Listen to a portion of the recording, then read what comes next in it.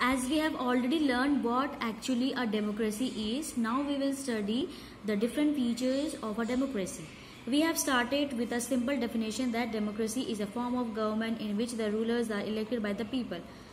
So we have already known that what actually a democracy is. A democracy is a form of government in which the different rulers are elected by the people, that is we, normal citizens.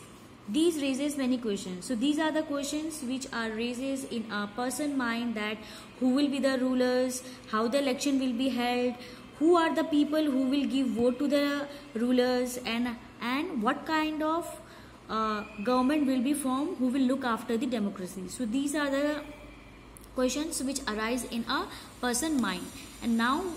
And in order to get these answers, we have to first learn what are the different features of a democracy. So the first feature is major decision by elected leaders. In Pakistan, General Pervez Musharraf lead a military coup in October 1999. So in Pakistan, a person named as General Pervez Musharraf lead a military coup in the year 1999. He overthrew a democratically elected government and declared himself the chief executive of the country. So he overthrew the already present government in the Pakistan and declared himself as the chief executive of the country Pakistan.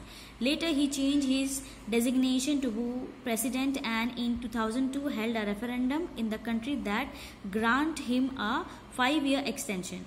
So later when he declared himself the chief executive of the country, he changed his designation, that means his position, to the president of the Pakistan, and in 2002 he held a referendum, that means an order in which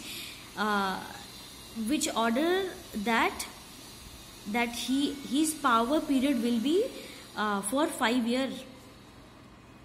Pakistani media, human rights organization and democracy activists said that the referendum was based on malpractice and fraud.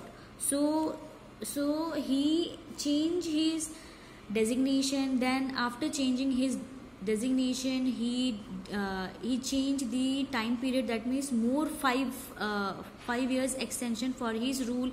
And these practices, even in the Pakistan, the medias and the human rights organization, they said that this practice is malpractice and it is fraud, that is illegal.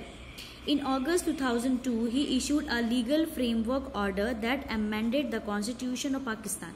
So in the year 2002, he issued a order named as legal framework order, and according to this he amended the constitution of Pakistan. That means amended means to change the law. According to this order, the president can dismiss the national and provincial assemblies. So according to these legal framework order, the president can change the national and provincial assemblies. The work of the civilian cabinet is supervised by a National Security Council, which is dominated by military officers. After passing this law, elections were held to the national and provincial assemblies. So Pakistan has had elected representative have some powers. So these are the procedures how the you can see the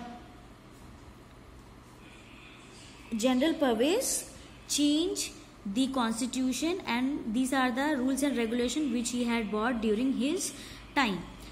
So but the final power rested with military officers and General Musharraf himself.